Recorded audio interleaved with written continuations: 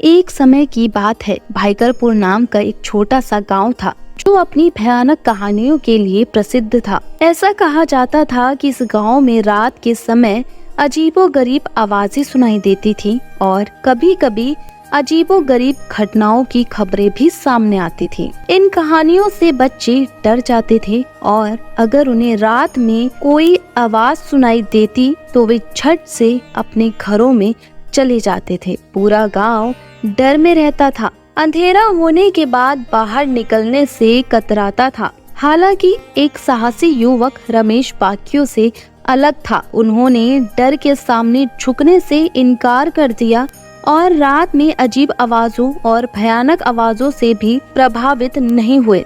वह हर रात सैर के लिए निकलता था। एक दिन जब वह इधर उधर घूम रहा था, एक बुजुर्ग ग्रामीण ने उसे अपने घर में बुलाया और उसे एक पुरानी किताब दिखाई।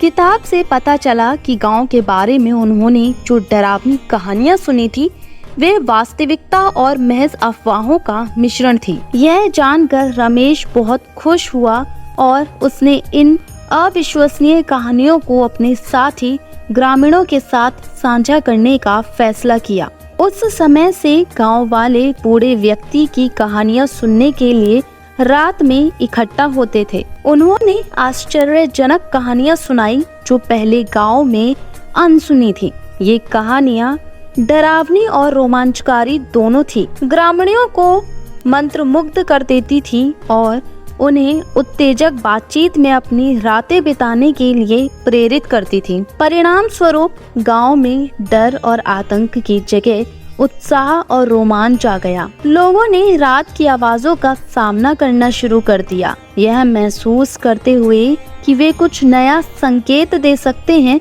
और ताज़ा अनुभव ला सकते हैं। इस कहानी से हमें यह शिक्षा मिलती है कि डर और अज्ञानता अक्सर भयानक घटनाओं को जन्म देती है। जब हम आत्मविश्वास बढ़ाते हैं और नई चुनौतियों का सामना करते हैं तो हम अपने बारे में नए पहलुओं की खोज करते हैं। इसी तरह यह रोंगटे खड़े कर देने वाली गांव की कहानी हमें वास्तविकता के पीछे छिपी सच्चाइयों को जानने और ऐसी स्थितियों का सामना करने के लिए साहस जुटाने का महत्व सिखाती है। आपको अगर हमारी कहानी अच्छी लगी तो वीडियो को लाइक करें, शेयर करें, साथ ही चैनल को सब्सक्राइब करना बिल्कुल ना भूलें।